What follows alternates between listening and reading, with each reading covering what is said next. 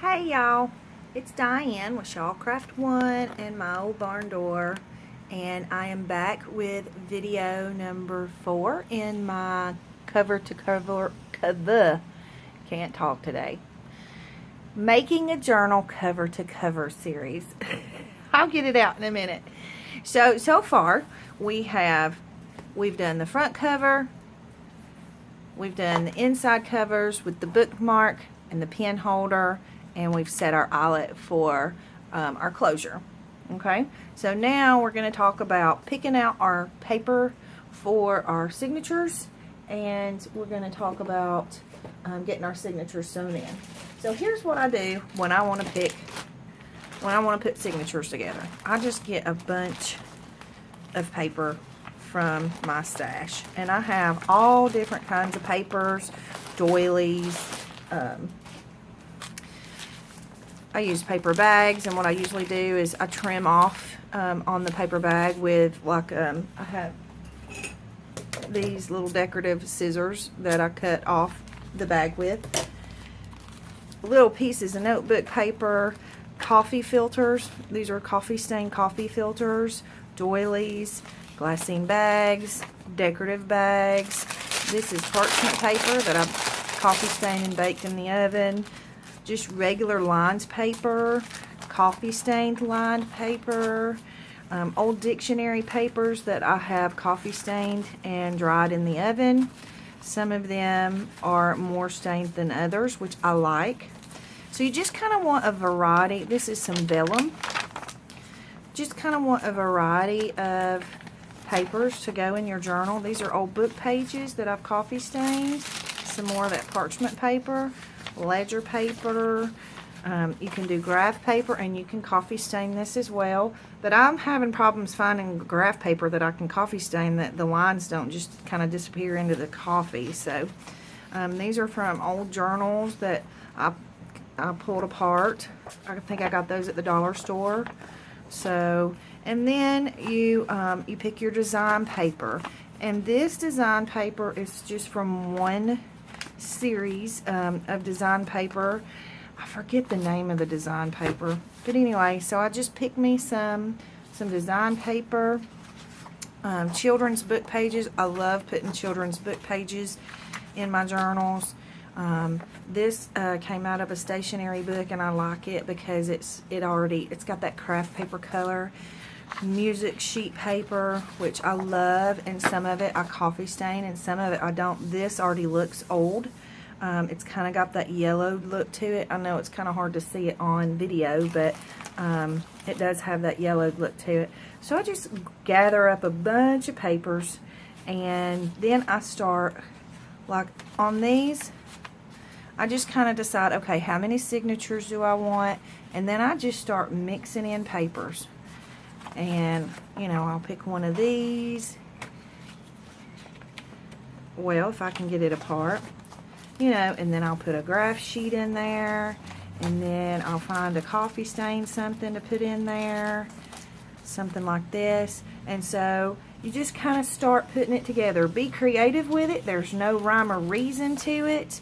You know, there's no right or wrong way to do it. It's your journal. You do it the way you want to do it. So let me show you what I came up with. I came up with 6 signatures. Okay, so, and I'll just kind of flip through. See, I just have different sheets of paper that I just put together. There's some more of the design paper, and I just kind of flip through and make sure that I have the right variety that I want. And let's see, 1, 2, 3, 4, 5, 6, 7, 8, 9, 10, 11. I usually do between 10 to 12 pieces in a signature, because that way your signatures don't get so big that it's really hard to sew them in. So I'm going to set these aside for a second, and like I say, all of the signatures are, you know, they're not exactly alike, but they're they're all different and they don't have to coordinate. It's just like I say, you do it the way you want to do it. It's your journal, okay? So be creative. Let your creativity come out and do what you do what you love, okay? So I'm going to set these aside for a second because the first thing we need to do is we need to punch our holes in our spine, okay? And so I have a template that I made. Hang on.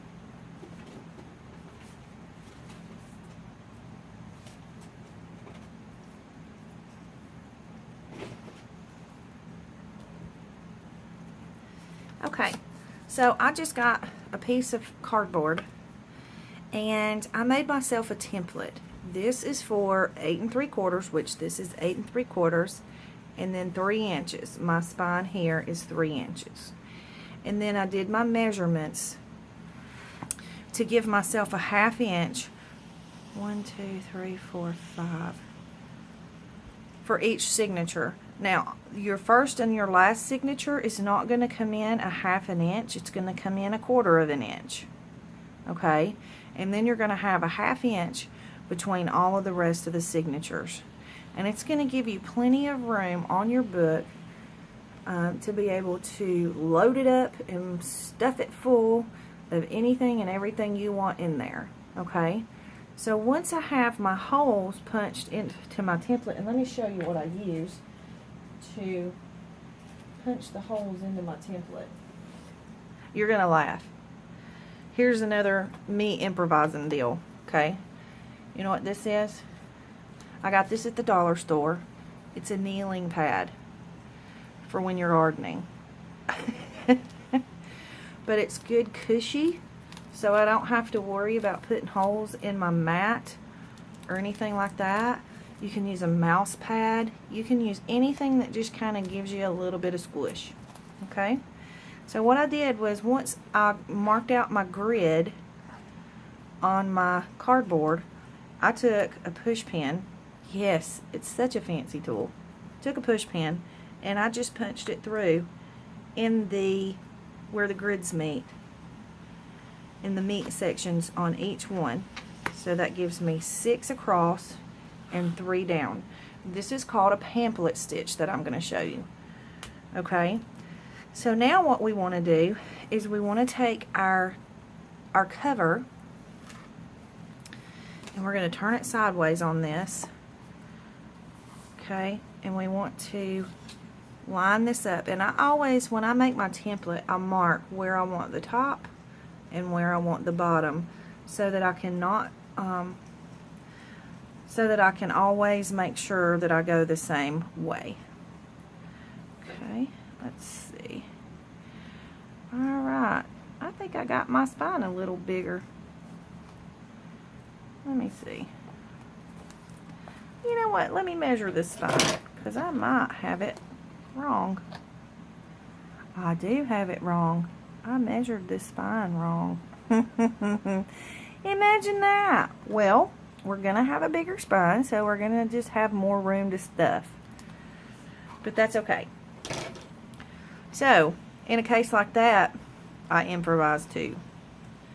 And I just want to make sure that I have about the same amount on each side of my template. So that looks to be about even. Let me bend that in a little more. Scoot it this way a little more. Hey, nobody's perfect, right? And if you want me to be perfect, stop watching now. Because I'm never going to be perfect. Alright, so we're going to improvise and we're still going to use this template. So I've got the same amount. Well, at least now you'll have a 1/2 inch on each side for each of your signatures. Okay, so once I have it lined up, I'm going to take my handy dandy little push pin and I'm going to put it into the hole in the template and then push through the spine of my book. And I'm going to go all the way across and punch all of my holes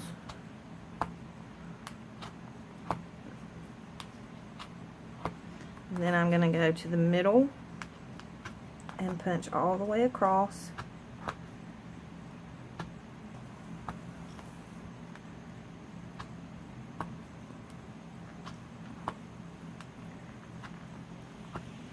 And then to the top.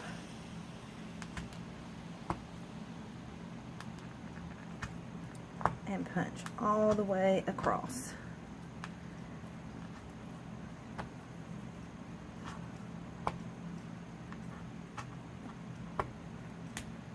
Okay, so now you just remove this and you can see that you have your holes all the way across, in the middle, and on the bottom. So you're just going to sew, you're just going to have the three holes so that you can do the pamphlet stitch, and I'll show you how to do that. Now, the next thing I do, most people do this with an awl. I don't have an awl, so I have this little tool right here, and I just want to go in and I want to make my holes a little bit bigger because I'm going to need them bigger than this. So I'm just going to kind of push it into the hole and ream it around just a little bit. You don't want it too big. You don't want huge holes. Sorry about the camera shake.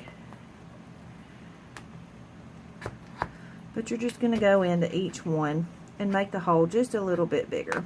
So I'm going to get that done, and I'm going to pause you while I get that done, and I'll come right back. Okay, now my holes have all been made a little bit bigger. Sorry, I'm trying to fix the camera. Okay, so now we're just going to sit this to the side, and we're going to start with our signatures. Now, the easiest way to put the holes in our signatures, the first thing you want to do is you want to go through your book and you just want to make sure all your paper is lined up exactly where you want it. And I don't like mine all perfectly centered. Like, I like some of them offset. But you still want to make sure that they're lined up to where you don't have one sticking out just hideously out of the way. So I just kind of put them together the best I can and just line everything up like I want it. And like this piece, I'll bring down here a little bit. And the main reason I do that is because I want to make sure I get at least 2 holes punched into that.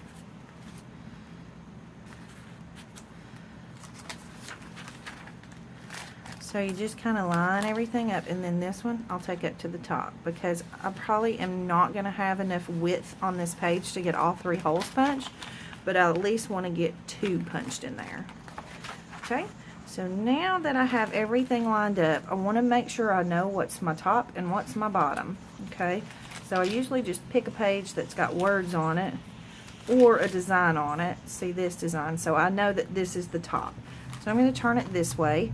And I'm going to take a phone book and open it up on top of my mat. Okay. And then I am going to put my signature into this phone book. And I may have to stand up to do this so that so that I can get over the camera and see what I'm doing. Now, once I have my signature placed into my phone book, I have this little template that I made to go with this, and basically all I did was I just lined up the holes. I don't know if you can see that. Let me see if I can hold it up for you, but you can see on this little paper I've punched a hole here, a hole here, and a hole here so that I can make sure that the holes in my signatures are going to line up with the holes in my cover. Okay, and then I marked a T at the top and a B at the bottom just to make sure I get them all the same direction, because you know you can sometimes get them, you know, they're not always even. Okay, so what I do is I get myself to the center page of the signature, and then I'm going to take this and I'm going to put the top at the top mark and the bottom at the bottom mark. Now the reason I use the phone book is to make sure that when I'm punching the hole in my signature, it goes all the way through in the center and doesn't come out the sides of some of the papers.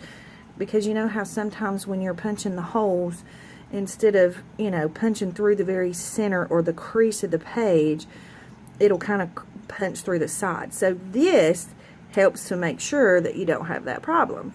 And then I take my tool, my punch tool, and I'm just going to go to the center mark first, and then I'm going to just push down all the way through the spine of that phone book and pull it back out. And then I'm going to go to the bottom one here, line it up, and push all the way through the spine, pull it back out, and then I'm going to go to this hole, the top hole, and push through the spine of my phone book and pull it back out. And so I'll show you.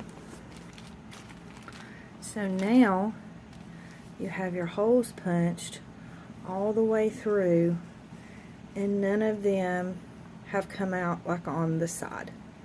Okay? So I'm going to go ahead and punch the holes in all the rest of my signatures, and I'll be right back.